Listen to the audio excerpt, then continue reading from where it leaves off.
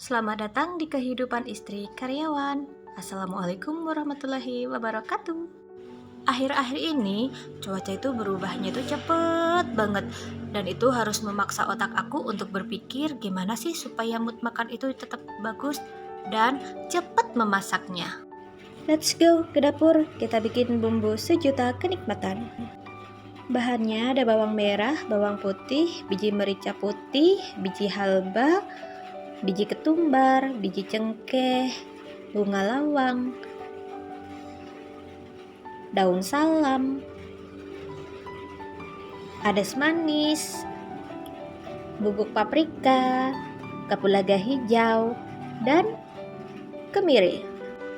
Kenapa aku sebut bumbu sejuta kenikmatan? Karena ini bisa dipakai untuk berbagai macam masakan yang pastinya sedap. Oh ya, ketinggalan nih kayu manisnya.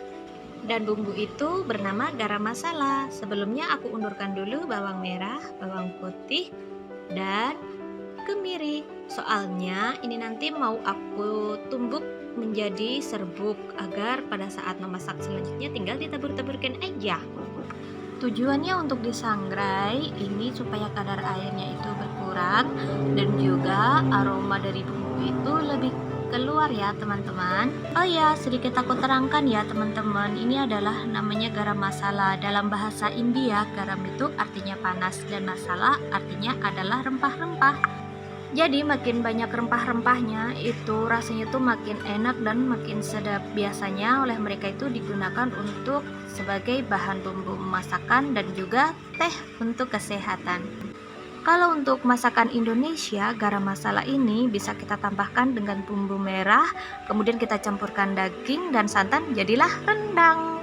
Oh iya, ngomong-ngomong soal daun salam, itu harusnya daun yang dipakai adalah daun salam yang kering. Tapi berhubung aku tidak punya, jadi aku pakai yang segar aja.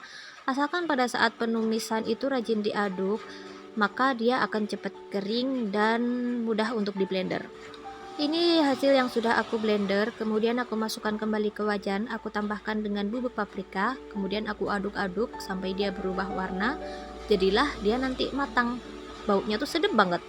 Agar tidak gosong, jangan lupa untuk sering-sering diaduk. Apabila sudah berubah warna, bisa dimasukkan ke dalam toples. Nanti kalau sudah dingin, bisa ditutup agar kedap udara. Dan ini lanjut membuat bumbu putih ya. Bumbu putih ini juga adalah bumbu yang multifungsi karena bisa digunakan untuk membumbui mie, sop, kemudian bumbu masakan-masakan lain yang berkuah.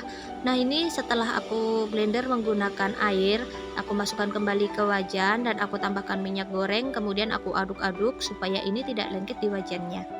Karena tadi di blender menggunakan air, pastikan menggunakan api yang besar untuk mengurangi kadar airnya dan kemudian menggunakan api kecil sampai dia menjadi matang atau berubah menjadi kecoklatan. Setelah bumbunya matang, matikan api, kemudian tunggu agak dingin dan cari tempat untuk wadah minyak dan wadah bumbunya.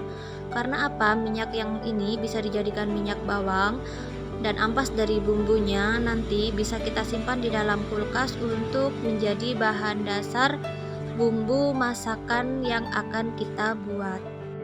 Walaupun bumbunya baru saja jadi dan anak-anak sudah mencium aromanya, mereka kembali masuk ke dalam dapur dan bertanya apakah bisa dibuatkan nasi goreng, Mama? Dan aku jawab bisa. Karena bumbunya tadi masih mengandung banyak minyak, jadi aku tidak perlu memasukkan minyak kembali ya.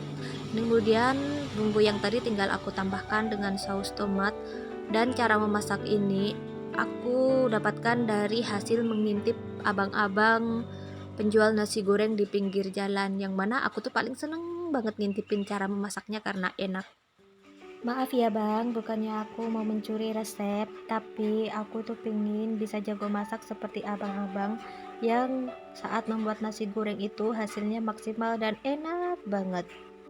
Tapi aku akui yang namanya masakan emak itu, apalagi kalau masaknya nasi goreng tanpa telur, tanpa daging ayam, bahkan itu bumbunya mungkin cuma dikasih garam tanpa penyedap rasa. Kalau soal rasanya, dia itu juara. Memang nasi goreng emak itu tiada tertandingi. Jadi kangen nasi gorengnya emak, dan ini hasilnya masak hari ini. Sekian, terima kasih.